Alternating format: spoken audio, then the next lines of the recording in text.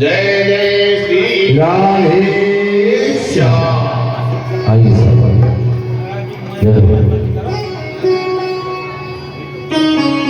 सब स्वागत थोड़ा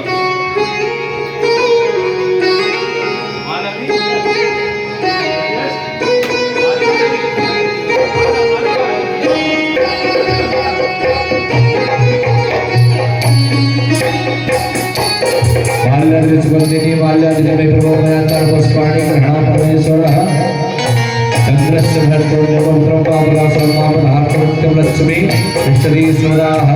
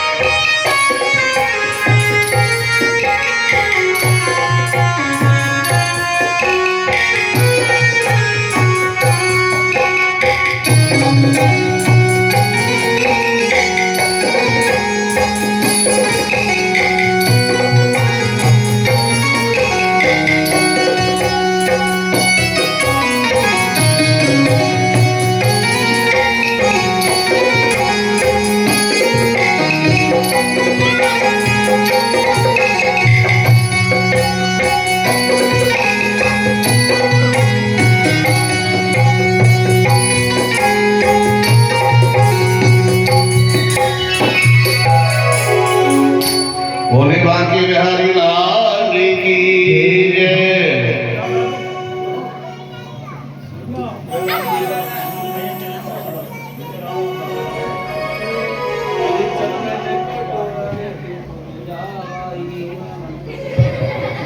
देखी रूप कुबड़ी को देखी रूप कुबड़ी को श्याम मन भाई कृष्ण मन भाई सतत कटोलन की घूम जाई सतत कटोलन की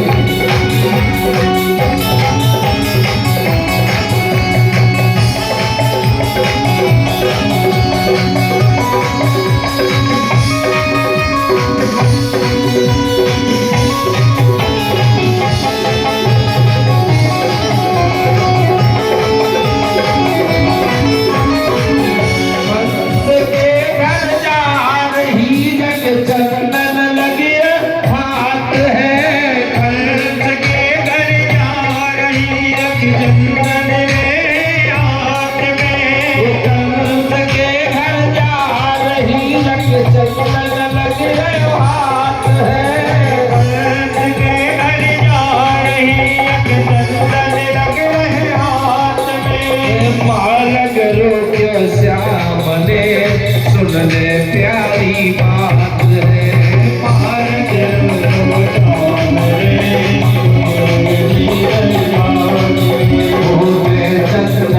जल्दी मैं समझाए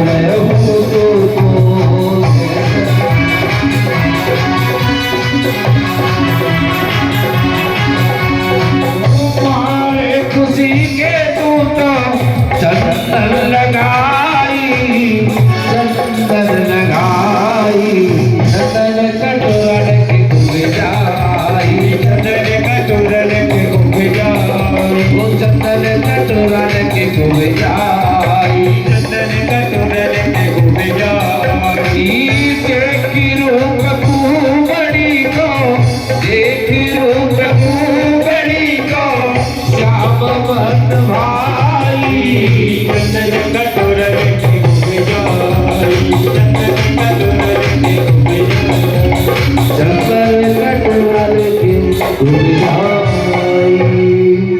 भोले नारायण भगवान की जय जय श्री राधे श्याम।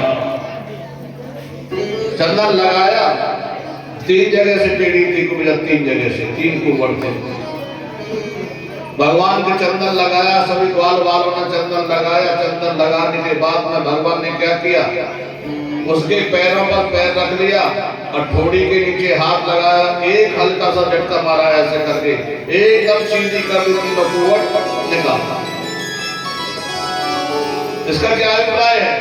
इसका अभिप्राय देवताओं, जो हमारी बुद्धि में काम, क्रोध और मोह के जो तीन कुंवर है ना, ये तीनों कुंवर कब निकलेंगे? जब हम अपनी वस्तु को नारायण के समर्पित कर देंगे, अपने मन को नारायण के समर्पित कर देंगे, तो हमारे मन के शरीर के तीनों कुंवर निकल जाएंगे। चंदन लगा के आगे राजमार्ग पर चलते हैं, और जैसे ही राजमार्ग पर आगे जा रहे थे तो वहां पर वो लगे हुए क्या, पहरेदार। पहरेदारों से पूछा, भैया अगर आप आज्ञा दें तो हम धनुष दिखाएं। पहरेदारों ने समझा कि बच्चे तो हैं, देख लेंगे अपना क्या है। अंदर चले गए और खेली खेल में जाकर के उन्होंने जो धनुष को तोड़ दिया। धनस्यो भज्यमानस्य सद्संरोदसी पूरयामास यं श्रुत्वा कंसश्च समूयागतम्। धनुष टूट गया, भयंकर आवाज हुई महाराज, दसों दशा हिल गई एक साथ। कंस को तो ऐसा मानो कि हार्ट अटैक आ गया और बच गया बाल बाल। उसने अब सब देख करके, अब वहां के जो पहरेदार थे वो जो है कन्हैया को और बलराम जी को मारने लगे, पकड़ने लगे। धनुष का एक एक टुकड़ा दोनों ने हाथ में ले लिया।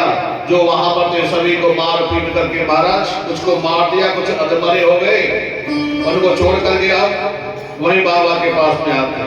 अब बाबा के पास में आए, बाबा ने पूछा, लाला मथुरा नगरी देखे? बोले हाँ बाबा मथुरा नगरी देखी। बोले तुमने काई से कुछ कही तो ना? अरे ना बाबा, हम काय को कहेंगे, काई दे कुछ। प्रातः काल हुआ, धनुष यज्ञ प्रारंभ होने वाला था, सभी को बुलाया गया। कंस के पास में एक कुवड़िया पीर नाम का हाथी है। बताते ये सबसे बलवान हाथी था, एक ही हाथी में 10,000 हाथियों के बराबर बल था। बोले इसे जो है वहां पर लगा दो रंगद्वार पर कुवड़िया पेड़ को। बोले क्यों? बोले और आए उन्हें आने देना, जैसे ही श्याम और बलराम आए ना उन दोनों के साथी से मरवा देना, अंदर तक ना आने पाए। कंस को इतना भय हो गया, अंदर आगे तो मुझे भी मार। तो ठीक है, हाथी एक तो बलवान था, उसे शराब और पिला दी, पीलवान ऊपर बैठ गया। सभी निकलते जा रहे, किसी से कुछ नहीं कह रहा है। और जैसे भगवान श्री कृष्ण आए ना तो दरवाजे में हाथी को आड़ा खड़ा कर दिया ऐसे करके। तो भगवान श्री श्याम सुंदर कहते हैं, अरे भैया पीलवान, तो हाथी को थोड़ा सा हटा लो, हमें निकल जाने दो। पीलवान जो कुछ अपशब्द बोलता है, बोलने के हाथी को हटाता है या तुझे तेरे हाथी को ये लोग पहुंचाए? बोले हमने बहुत देखे ऐसे, कन्हैया नीचे हाथी के नीचे होकर निकलते हैं। कन्हैया को हाथी ने सूंड में लपेट लिया, कन्हैया सूक्ष्म होकर सूंड से निकल गया। एक हाथी के इधर, एक हाथी के इधर, एक ने पूंछ पकड़ी, एक ने सूंड। ऐसा झटका मारा महाराज, हाथी को एक ही में बिठा दिया और हाथी के दांत उखाड़ लिए। हाथी के दांत उखाड़ लिए, पीलवान को मार दिया, हाथी को भी मार दिया, और जितने भी पहरेदार थे ना सभी को मारते पीटते चले जा रहे हैं, रंगद्वार में जा रहे हैं। जैसे महाराज तो हमारे मन की कैसी शोभा है, विशेष शोभा है कन्हैया की, बलराम जी की। कैसी? जो भगवान के भक्त है ना तो एकदम भगवान का स्वरूप देख रहे हैं, साक्षात नारायण है। जो वेदांत है वो देखते हैं साक्षात ब्रह्म ही शरीर धारण करके आ गए हैं। और जो दुष्ट है ना, जो पहलवान है, पहलवानों को क्या दिखाई दे रहा है? ये तो बहुत बड़े वीर पुरुष है। और जो कंस है कंस को क्या दिखाई दे रहा है? कंस को दिखाई दे रहा है ये तो साक्षात मेरा काल है।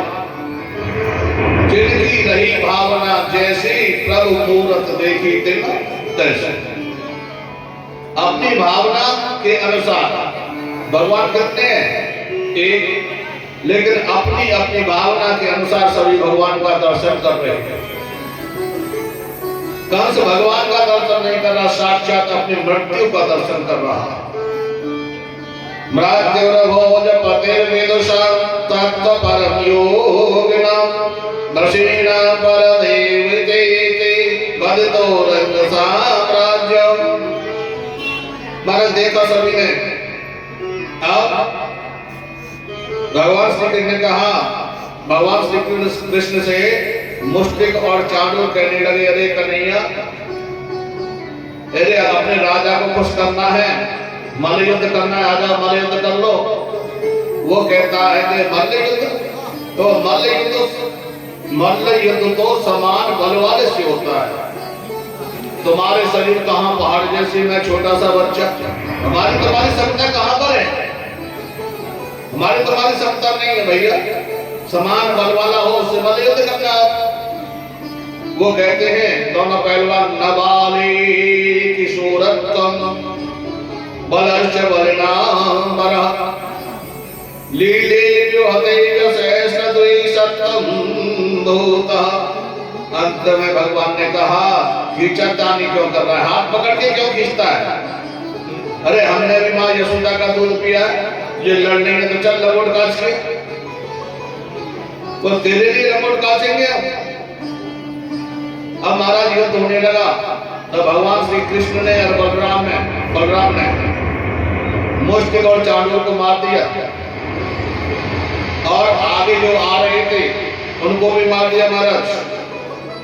अब जैसे कंस गद्दी पर बैठा बैठा चिल्ला रहा है, बोले ये बाजे बंद करो, ढोल मृदंग बंद कर दो, और वसुदेव देवकी को फांसी पर चढ़ा दो, इन बच्चों को पकड़ लो, इनको मार दो। जैसे बात का रोग चिल्लाता है ना, अनाप शनाप इस प्रकार से चिल्ला रहा है। तो भगवान श्री कृष्ण कहते हैं, अरे मामा,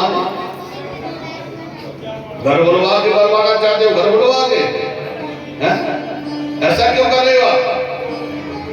तो महाराज जैसे ही कंस ज्यादा कुछ कहने की चेष्टा करता है ना, नारायण ने एक छलांग लगाई, सिंहासन पर पहुंच गए और उसके बाल पकड़े और हल्का सा धक्का मार दिया, नीचे गिर पड़ा, थोड़ा सा वजन रख दिया, प्राणांत हो गया।